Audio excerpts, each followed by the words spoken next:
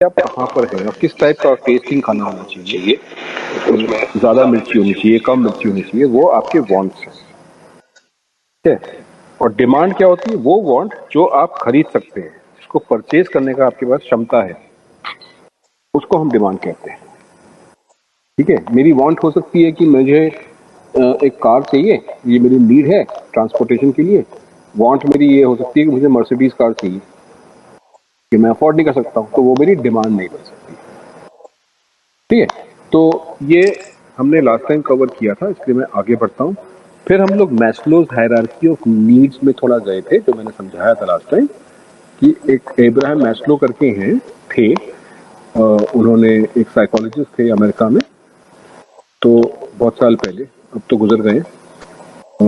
तो उनका hierarchy of needs बड़ा फेमस हुआ था, वो मैंने थोड़ा समझाया था कि उनके हिसाब से हायरार्की होती है नीड्स की, कि भाई ह्यूमन बींग्स पहले बेसिक नीड्स अपनी कवर करते हैं, फिर और ऊपर, फिर और ऊपर।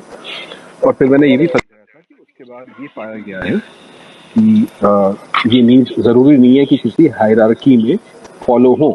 ह्यूमन बींग्स बड़े कॉम्प्लेक्स बींग्स हैं, इतने सिंपल नहीं है कि हमेशा एक हायरार्की मतलब कि एक स्टेप वाइज चले। कई बार किसी को बहुत गरीब आदमी है या उसको रहने की जगह नहीं है, लेकिन उसको वो बड़ा स्पिरिचुअल भी हो सकता है, उसको सेल्फ एक्चुअलाइजेशन चाहिए, उसको मोक्ष चाहिए, उसको अपने आप को रियलाइज करना है, उसको मतलब नहीं है कि उसका घर है कि नहीं है, उसके दोस्त हैं कि नहीं है। तो कई बार हम जंप करते हैं, तो डिपेंड करता है human being to human being पे हमारा कंडीशनिंग क्या है, हमारी अपब्रिंगिंग क्या है। बहुत से आपको गरीब लोग मिलेंगे जो बहुत ज्ञानी है, बहुत वाइज है, समझदार हैं, और बहुत से आपको हाईली एजुकेटेड लोग मिलेंगे आजकल के ज़माने में, खास तौर से, या बहुत पढ़े लिखे या बहुत पैसे वाले लोग मिलेंगे जो बहुत इमेच्योर हैं।